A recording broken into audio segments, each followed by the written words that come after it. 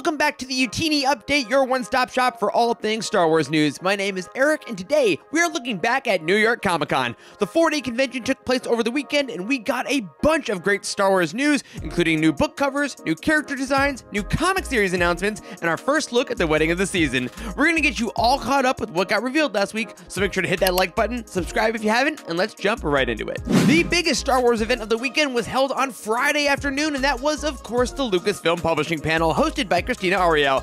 The panel included Charles Soule, Lydia Kang, Mark Guggenheim, Stephen Barnes, and Zaretta Cordova, and each writer got to talk about their experience with Star Wars, more specifically the High Republic. Lydia Kang mentioned how welcome she's felt by the High Republic community, Zaretta Cordova shared her love of Churro the Hutt, and Stephen Barnes talked at length about how important Mace Windu has been in his own life, as well as the importance of the sci-fi community as a whole. But then, it was time for the reveals. Before the show even began, we shared the summary for Kevin Scott's upcoming audio drama Tempest Breaker on our site, link of course in the description, but the panel did us one better, by showcasing this gorgeous artwork with Lorna D and Markion Rowe in what StarWars.com called a terrifying tango. Now the revealed summary did mention that Lorna will be attempting to get close to Rowe for more nefarious reasons, but if this artwork is any indication, this story may contain just a bit more espionage than we originally thought.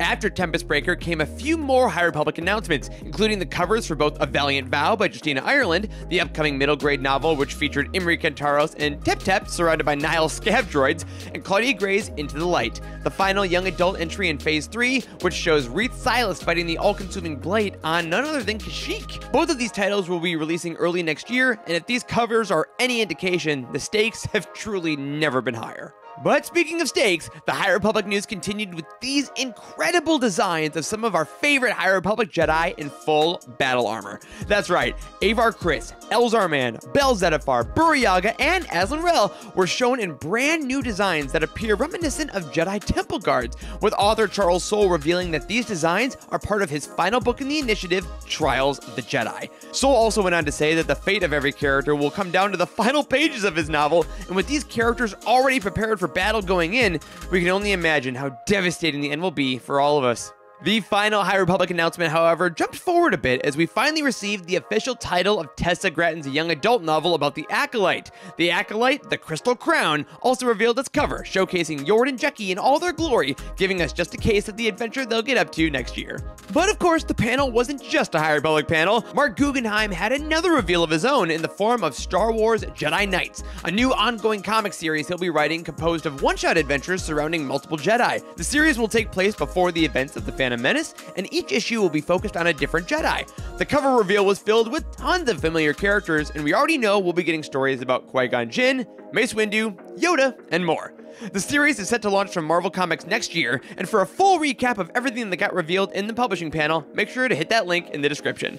Now, if you thought that was plenty of announcements for one weekend, I'm afraid to let you know that you're wrong, because the comics panel with Alyssa Wong, Kevin Scott, Rachel Stott, Daniel Jose Older, and Harvey Tolibao followed on Saturday with a ton of news from Dark Horse. First of all, we found out that we'll be getting more Hyperspace Stories graphic novels, this time featuring Mace Windu and General Grievous, both of which received stunning covers from artist Michael Cho. Qui-Gon's previously announced graphic novel also revealed some interior art, showing the fabled Jedi in two eras of his life, as Padawan to Count Dooku and as Master to Obi-Wan Kenobi. But evidently, both stories will connect to the Brotherhood of the Ninth Door that were introduced in Phase 2 of the High Republic.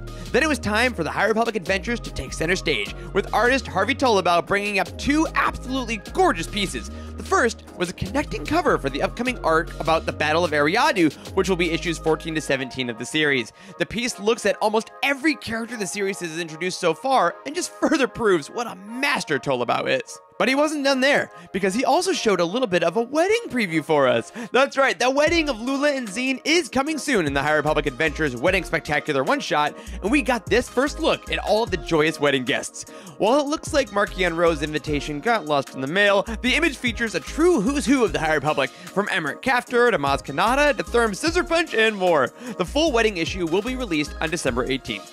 The High Republic adventures kept on rolling, however, as Kevin Scott, Daniel Jose Older, and Alyssa Wong shared some interiors from their upcoming stories in Dispatches from the Occlusion Zone, and we received a first look at Justina Ireland's upcoming tale featuring a young Vernestra Rowe going on an adventure with Master Stellan Gios. Surely that won't be incredibly heartbreaking. And last but not least, Ethan Sachs made a surprise appearance to announce a new Poe Dameron miniseries he'll be writing, which will take Poe and BB-8 on a mission right before The Force Awakens. And if you're at all worried about keeping up with all of these announcements, be sure to check out the recap in the description and tune in to our Cosmic Force podcast, which always has all the info you need in the world of Star Wars comics. And there we have it. It was quite a weekend at NYCC with announcements and reveals, and it's always such a wonderful thing to look ahead at where Star Wars is going to take us. Stay tuned to UTD.com to make sure you're always caught up with everything going on in a galaxy far, far away, and we'll see you next time. Until then, may the Force be with you.